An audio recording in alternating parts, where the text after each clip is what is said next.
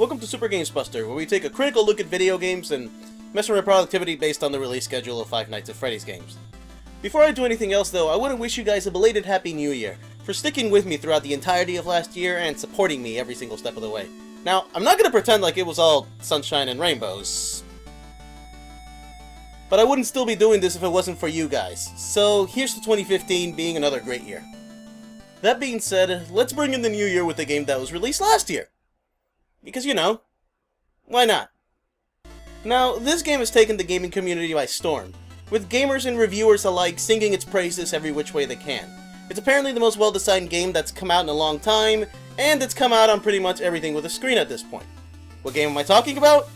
Well, since you're watching this video, I can safely assume that either A, you saw the thumbnail, or B, you read the title. So, Shovel Knight.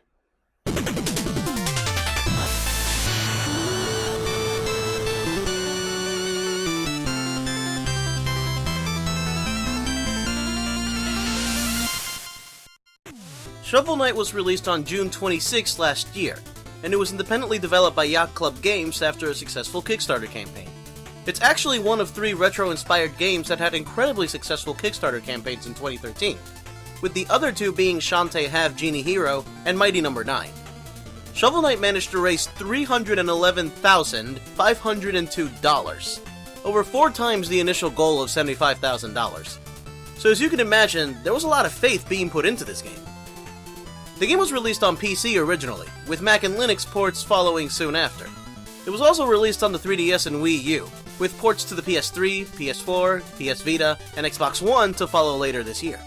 The development team for the game consisted of about 5 employees, led by former WayForward Technologies employee Sean Velasco. Despite Yacht Club Games being founded in 2011 though, Shovel Knight was actually the first game released by the company. The game itself is a retro-styled action platformer, with the graphics, gameplay, presentation, and story all harkening back to the late 80s and early 90s era of video games. Velasco himself has stated that the game draws heavy influences from games like Castlevania 3, Super Mario Bros. 3, DuckTales, and various Mega Man games. 1 month after its release, the game has sold over 180,000 copies and has been receiving review scores aggregating 9s out of 10s. With statistics like that, it's safe to say that the game's an instant hit. But the question is, does the game deserve all the praise it's getting, or is it just taking advantage of everyone's nostalgia? I'm not gonna say dig in, okay? No, the joke is done. The joke is done. Ah!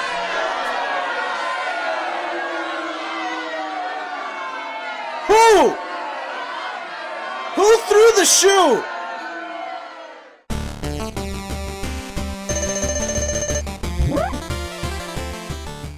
As I mentioned earlier, Shovel Knight is a very retro-styled game. From the story, to the gameplay, to the presentation, the game does its best to emulate the 8-bit era of video games. It's very clearly meant to be a part of the game's charm, and the game takes that to heart. However, there's more to the game than its retro charm, so let's start with the story. You play as Shovel Knight, the eponymous hero of the game. Shovel Knight is an adventurer, traveling the land with his trusty companion Shield Knight. One day, both Shovel Knight and Shield Knight come across the Tower of Fate, and end up being defeated by a mysterious dark force. Shield Knight is seemingly defeated in the tower, and since then, Shovel Knight has been living a life of solitude, having lost the will to fight.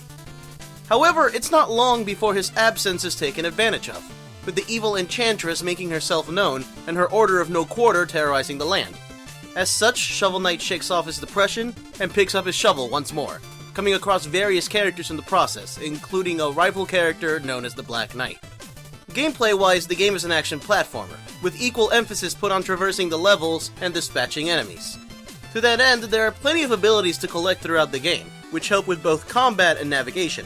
There are armors that give you different stats, feats that grant you different non-magical abilities, and magical relics that give you more attack and mobility options. However, for whatever benefits these abilities give you, there are certain drawbacks. We'll discuss these during the analysis. To buy any of these things though, you need to collect gems. Gems are pretty much the lifeblood of this game, with every single upgrade you can get being locked behind an in-game paywall. Thankfully, the levels are riddled with treasure, so there's no shortage of gems. However, the game is aware of how important gems are to the player, because whenever the player dies, not only are they sent back to a previous checkpoint, they also lose a sizable chunk of their money. On the plus side, the game takes a page from Dark Souls and allows the player to return to the spot where they died so they can collect their money. On the downside, the game takes a page from Dark Souls and makes that money disappear if you happen to die before collecting it. Now, let's talk about the controls. By default, you can move, jump, and attack at close range. You can also dig up piles of dirt, deflect enemy projectiles, and jump on enemies with your shovel. Jumping on enemies with your shovel can both damage them and grant the player a higher jump. So, you know, it's basically the pogo jump from DuckTales. Life is like a hurricane here in the valley. Black Knight, Shield Knight, Shovel Blade. It's uncanny. Wait, no, this is good. I'm writing this down.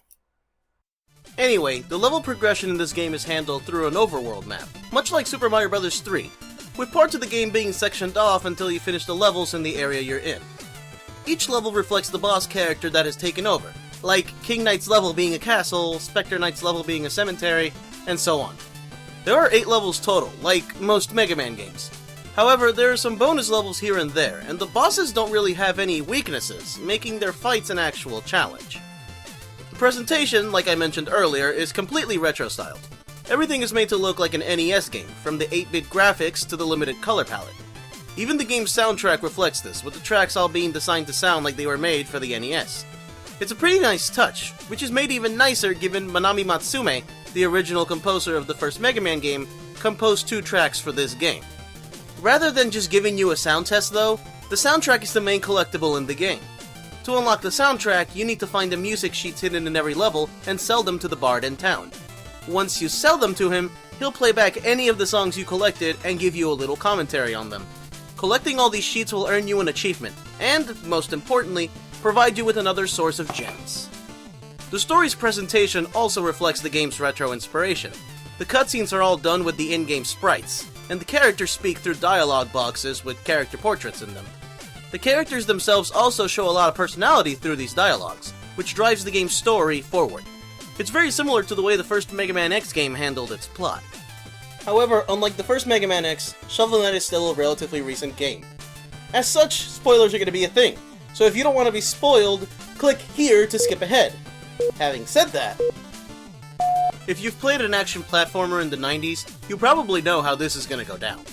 Once you beat the 8 knights from the Order of No Quarter, you go after the Enchantress, who resides in the Tower of Fate. The tower is split into 3 different levels, and each level ends with a boss fight. The entrance has a rematch against the Souped-Up Black Knight, the Ascent has a rematch against every single Order Knight fought one after the other, and the top, obviously, has the Enchantress waiting for you.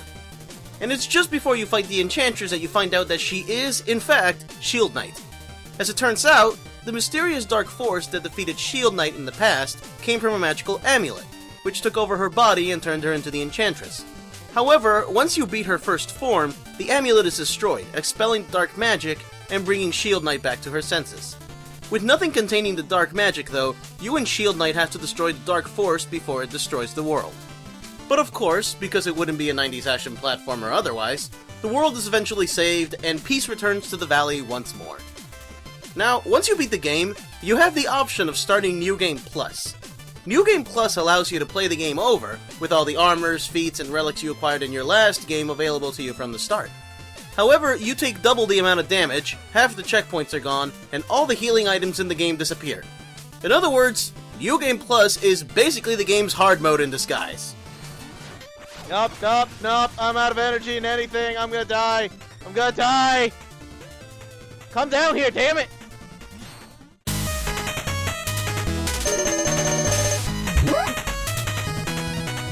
Okay, I'm gonna get this out of the way right now, just to make things perfectly clear. This game is a damn work of art, and it legitimately deserves every bit of praise it's getting. I have replayed this game more times than I can count, and I've even beaten it in New Game Plus. And I can tell you right now, the amount of thought put into this game's overall design is absolutely amazing. So let's get into it. Let's talk about the game's design. Let's figure out just why this game is such a masterpiece in the eyes of many. First off, let's talk about the story. I've already explained the basic premise of it, but I don't feel like that explanation really did the game justice. It's a very simple premise, like a Mario game. Stop the Order, defeat the Enchantress. However, the world this is all taking place in is so full of personality and charm that you won't be able to stop yourself from getting invested in it in some way. The characters are all unique and memorable, with all the bosses and NPCs having memorable quirks of some kind that make them stick out. Black Knight is very angry and enigmatic, the Trapple King is oddly obsessed with dancing, and heck, even the Goatician is memorable just because of his habit to eat his own meal tickets. Having characters like this makes the world of Shovel Knight seem alive.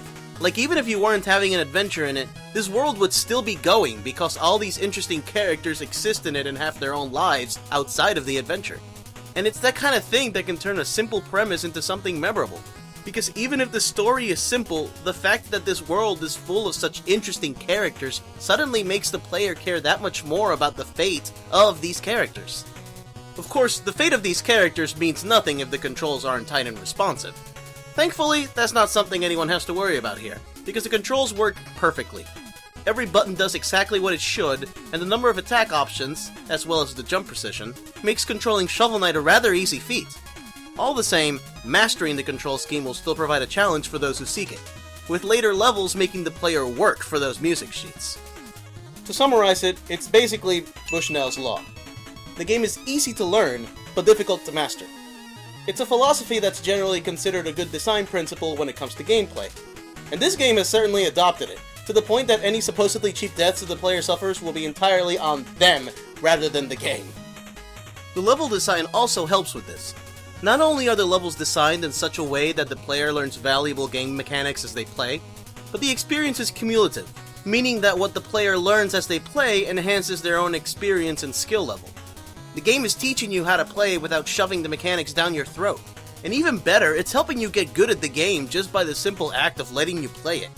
The game's not here to hold your hand, and it won't pretend otherwise. All the same, the game is still looking out for you, providing you with environments for you to experiment in, and letting you figure out the game's challenges without treating you like a child. But how's it doing that? Well, let's take a look at the levels.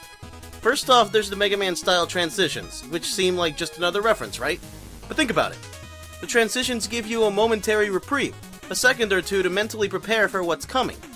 They encourage you to slow down and think, to assess the situation and figure out how to move forward. The level designs are already incredibly specific, with just the sight of the layout giving you hints in regards to where enemies will be and where you'll need to go. There are also no timers, no speedrun options, nothing to necessarily encourage you to speed through the game outside of a single achievement. The game is basically telling you to take it slow, to strategize, to think. And this is how the game can get away with introducing so many new mechanics and ramping up the difficulty. The game takes it slow, with every level introducing a single challenge to overcome, and a single relic to make that challenge easier. By the time you can access the ability to buy feats and armors, you will have already gone through 3 levels. And by the time you can buy any of these, you'll have played even more. It's an amazing testament to player growth in a game, and it sure as hell beats a tutorial droning on about how to play. Alright class, today we'll be talking about Shovel Knight. Now to play the game, all you have to remember is that the A button lets you jump, the X button is for attacking, and to move your character.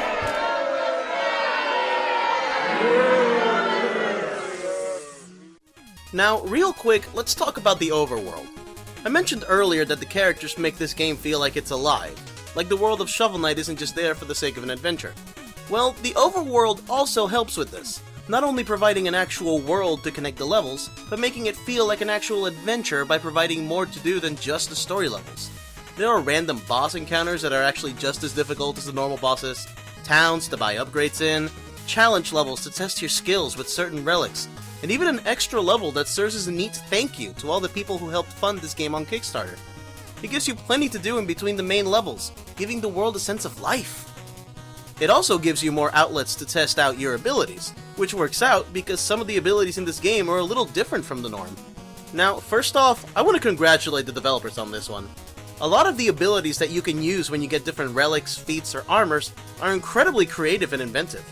Of course, there are some abilities that function in a familiar way, like the propeller blade granting an air dash, and the fire rod granting a long-range projectile.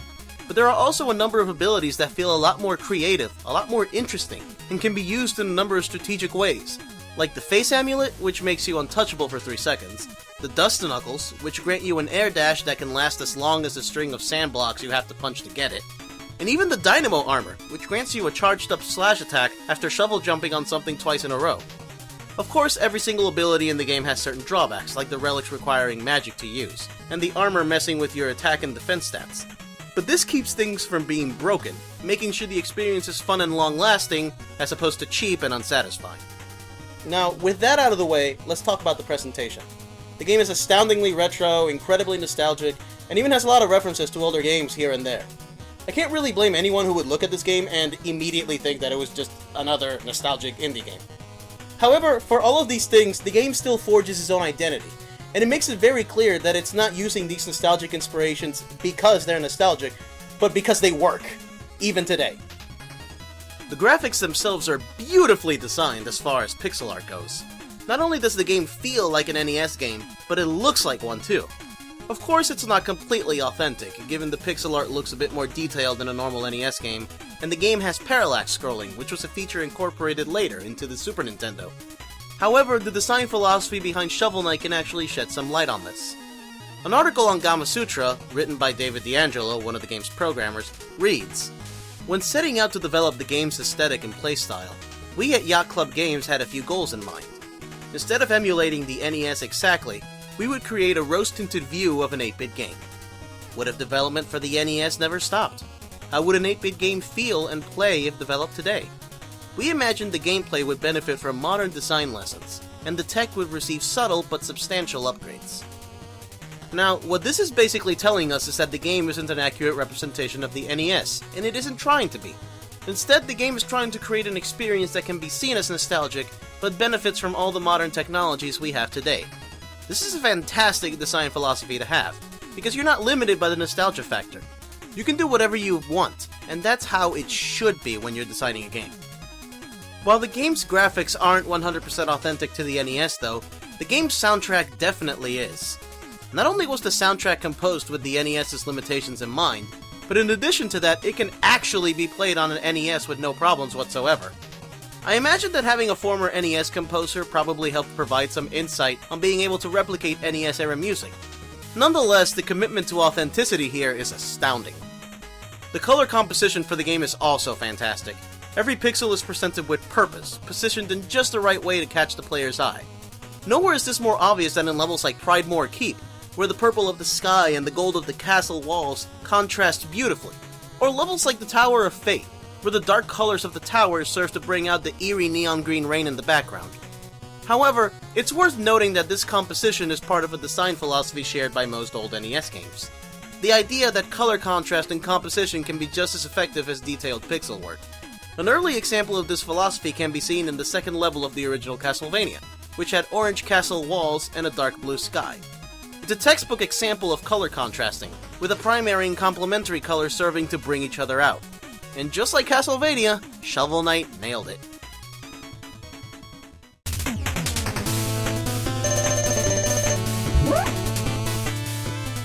Shovel Knight is a fantastic example of design synergy in video games. Every single aspect of the game was built with the rest of the game in mind, resulting in a final product where all these different aspects complement each other perfectly. Things like the level design built around the gameplay, and the characters enhancing the story, are all things that come together in such a way that the game stops being simply a game and becomes an experience. Knowing this, it's easy to see how this game has become a hit in such a short amount of time, complete with winning the award for Best Indie Game in the 2014 Game Awards. Shovel Knight really is one of the best games I've played in recent years. So much so that I don't feel like my words are really doing it justice. The way everything works together is honestly comparable to a AAA title as far as design quality goes. And just think, this was done by 5 people. 5! I can barely get 5 people to decide on where to eat, much less create a goddamn masterpiece. Fun fact, I never got to donate to Shovel Knight's Kickstarter campaign. I had already donated to Mighty No. 9 at the time, and Shovel Knight just looked like another generic 8-bit platformer to me. I didn't really think much of the game, or think that it would really make as much of an impact as it did. I just thought that it would come out, people would talk about it for a month, and that's it. Instead, we got a game that has a simple premise, fantastic story, quirky characters, and a living, breathing world to adventure in. The gameplay benefits from tight controls, intuitive level design, and a scaling difficulty that uses Bushnell's law to maximum effect. Its presentation is beautifully crafted, with rose-tinted 8-bit, great color composition, and fantastic music. And it has some memorable boss fights and high replayability, just in case the rest of the game wasn't enough. You can see how Shovel Knight can be considered the best indie game of 2014.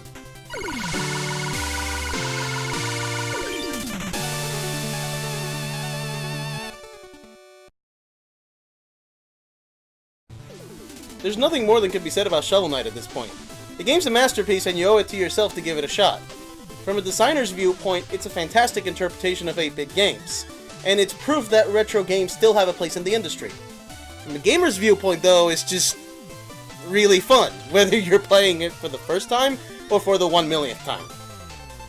Now, there's still some free DLC for the game that hasn't come out yet. Aside from some version-specific goodies like Kratos from God of War in the PlayStation versions, and the Battletoads in the Xbox One version, there's also the unfulfilled stretch goals that the Kickstarter campaign reached. Now, some of these stretch goals include such things as a gender swap feature, playable bosses, a battle mode, a challenge mode.